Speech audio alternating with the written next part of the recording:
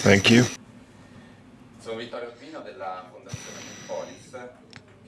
I am Vittorio Alvino of the Open Polis Foundation, a foundation which was an association before, and it is dedicated to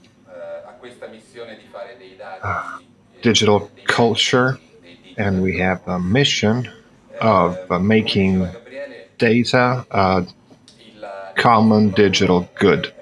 As Gabriele was saying earlier, our job is mainly that of gathering data which are publicly relevant and make them available to citizens in forms and modalities that are effectively accessible. But to carry on this work and in an effective way, we understand that we also have to operate on a cultural level as citizens, as workers, as producers. We need to prepare ourselves to learn how to interpret the current lifestyles, which sees growing integration between what once was called the digital dimension and real dimension. What today is real, we believe is always more ambiguous and ambivalent, and it's hard to distinguish it from what once was called virtual. The digital dimension is a whole. It's an integral part of life, and there's no way to distinguish between the two. And maybe it's not even correct to do so. To try to divide digital and real aspects, because the transformations that we are seeing in our individual life and personal spheres, not only social and employment and political and economical changes, that these changes are such that we believe that this distinction between digital and real is an analogic, real and virtual is no longer relevant. So we're objectively living in a sea and an ocean of data. Data production is increasing every day and every aspect of our life. Either we are aware about it or not, but all aspects of our life produce data. And what is data? From a meaning point of view, data comes from Latin datum, something which is given, something which is gifted, a gift. And as an analogy, it means every single portion of information, which can be a word or a number or also a sound or any other thing. The digital sphere data, hang on a minute. So, data in the digital world is the smallest part of data, as we all know, is the bit. And in digital life, of course, the last years we've seen a process according to which digital aspects enter personal life more and more with the advent of smartphones, which invade and transform and condition the lives of each one of us through digital technologies. Thanks to the diffusion of smartphones, which today represent the majority of connections, and they have largely overtaken desktop connections, and through the dissemination of apps and programs, all the aspects of working life and the organization of work, you can use different apps to organize your working life: emails, browsers, maps, messaging, social communication, information. All of this passes through apps. Thanks to apps, you can access all these aspects, and all these apps are free. I know I'm saying things everybody knows, but I'm trying to develop logical discourse from this point of view. So it's so banal, let's say, that from the origin on, everything that's developed in the digital sphere and on internet must be free as a definition. So, but behind all this huge production of apps, there's somebody working. There are investments, also very significant ones. And very often we give for granted that all this must be free, or else it won't be possible to disseminate it. There won't be enough downloads or the correct conditions. But I think that rarely we ask ourselves who's paying for all this. Well, in the last years, and especially in the last year, at the end of 2017, series of statements from very relevant representatives of Silicon Valley were given, especially presidents, CEOs, also of companies such as Google and most of all Facebook. And the statements were as follows: how can we conquer the majority of your time and your attention? They're talking about a user. We must give you doses of dopamine in sequence because somebody liked your photograph or your post or something else. This way, you will be pushed towards contributing always more with content, and this will make you gather more likes.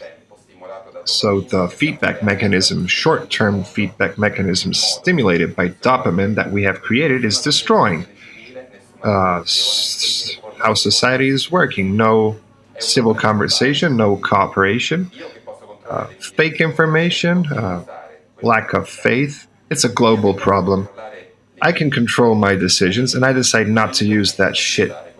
I can control my decisions and those of my children. I don't allow them to use that shit. This was the vice president of Google. The biggest people in Silicon Valley don't allow their kids to use these apps because they know how they work. The mechanism and the infrastructure, the user interface, is built to create a mechanism of gamification, how it's called, meaning giving gratification to the user so that he sticks with the app as long as possible, passes as much time as possible, and produces as much content and interactions as possible. And all these will generate more content and more interactions. This means more available data. These platforms, social platforms in particular, but not only, as we will see later on, are conceived as traps where users are the mice that must be trapped inside this maze. But why? Why all this effort? Let's go back to the main question, the previous one. Who's paying? And why? Why must we remain trapped in this mechanism? Because more time means more interactions, and more interactions means more data.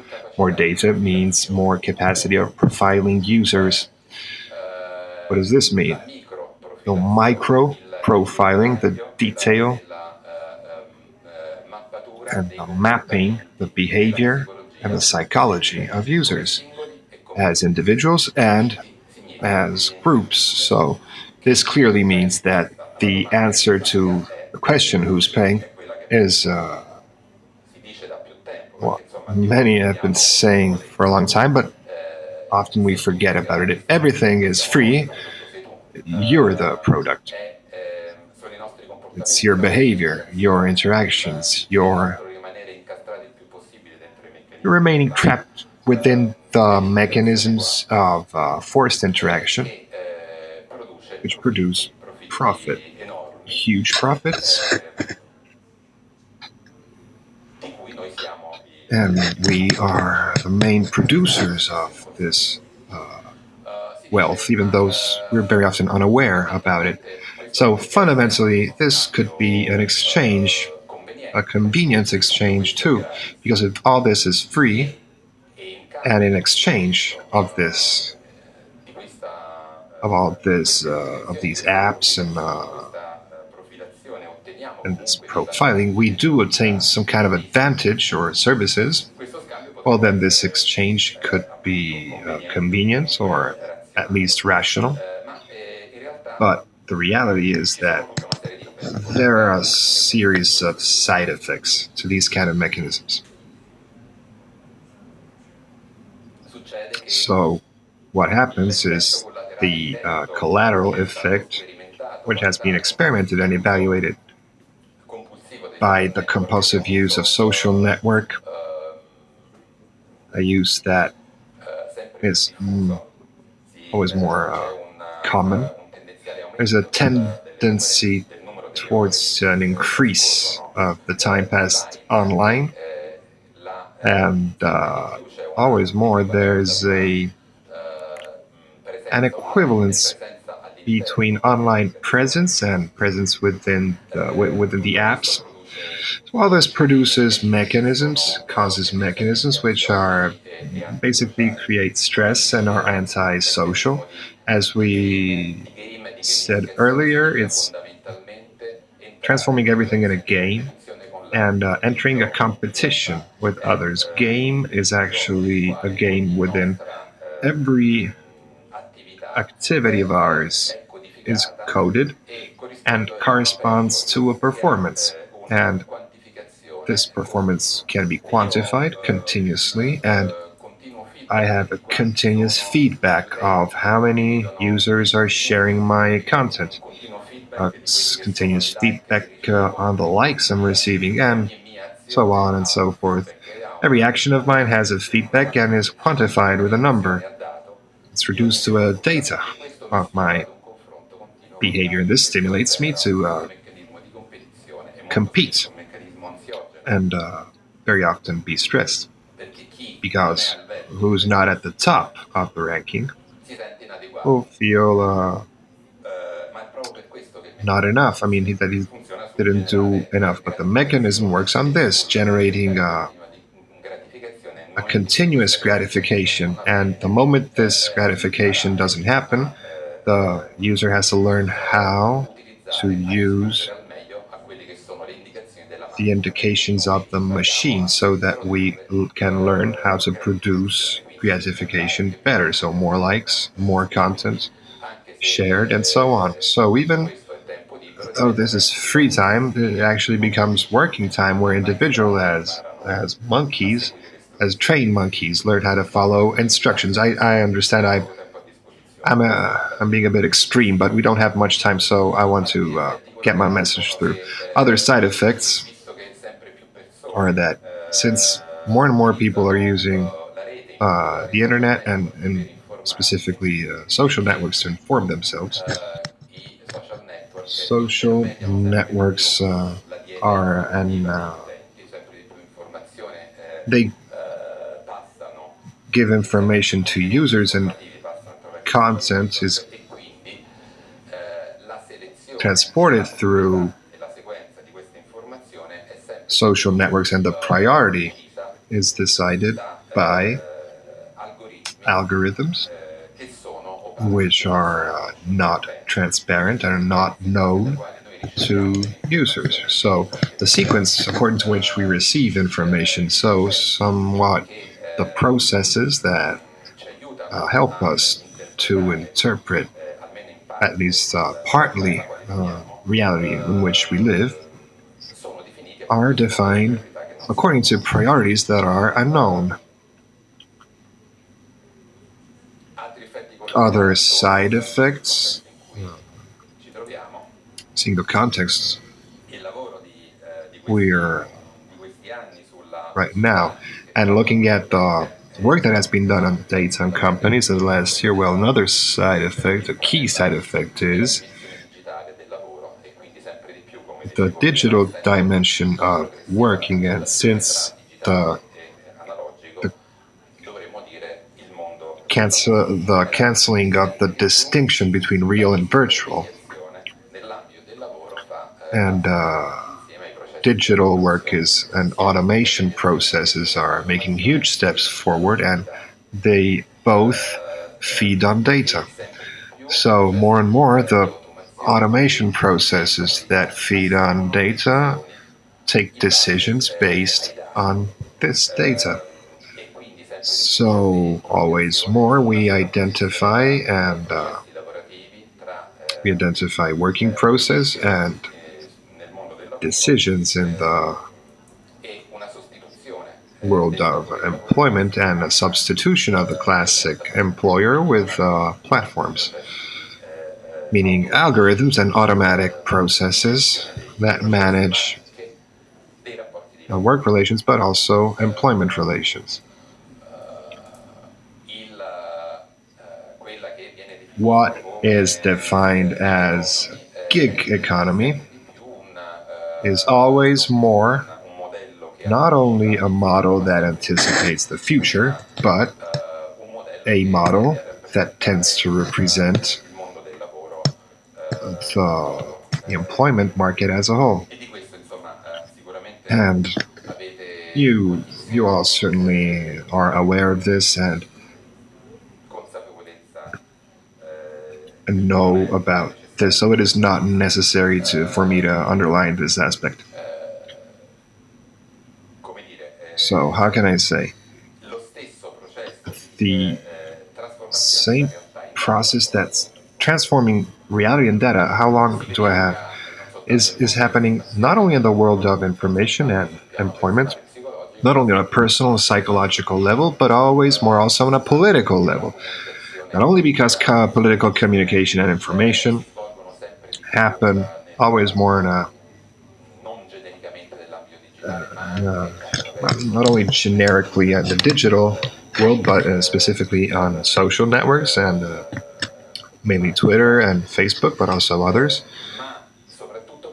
But also mainly because political propaganda is being performed on these channels, through these channels, and thanks to the use of profiling. Exactly how it happens on with marketing and ads, traditional commercial ads. So profiling, very subtle, micro targeting of users allows also to send extremely custom tailored messages for each one of us. And this is a huge difference with traditional ads because it's also a problem from a democratic point of view and the transparency of the messages that are being vehiculated through social networks. I'll try to go as fast as possible now. If you think what ads and political propaganda were at the time of mass media, uh, let's say, think about the ad on TV or ads in the streets. The message was, well, at least everybody which passed there or which were watching that TV channel could receive the message. Today, in the age of micro targeting, we tend to have very, very limited targets, even only 50 people or even one single person, which are the target of a very, very specific message that only him or that restricted number of people can uh, be aware of. So there's no longer a condition of transparency of the political campaigning because the individual subject, the individual list or political party could communicate completely different and actually opposed messages to their targets. So when we face this kind of evolution, what could an answer be? To disconnect ourselves, to unplug? Probably not.